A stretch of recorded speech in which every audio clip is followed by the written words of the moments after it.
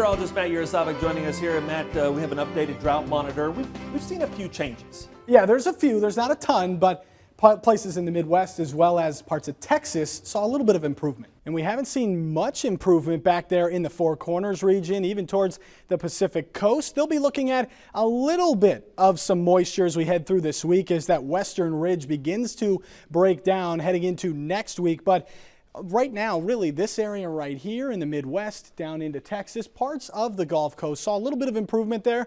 But again, not drastic changes right now. Hopefully, we will see some, though, as we inch closer to that spring season and the planting season. So we talked earlier about this system right here bringing that reinforcing shot of some cold air, and that's exactly what's going to happen as we start heading through the day on Friday.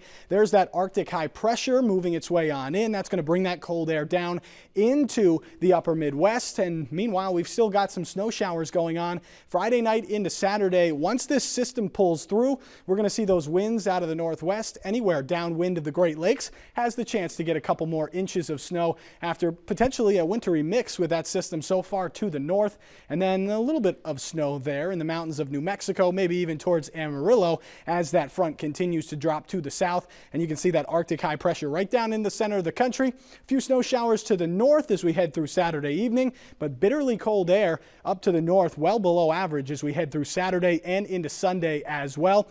And again, not a lot of snowfall associated with this, but we had to zoom out a little bit because here's the first clipper. There's another one that's going to be coming through heading into Valentine's Day for parts of the Great Lakes. And then we've also got some higher elevation snow there as that front drifts its way on through places like Denver, all the way down into the mountains of New Mexico, seeing some of that as well, but not a ton of snow expected with this. Again, it's going to be the gusty winds and the cold temperatures on the backside.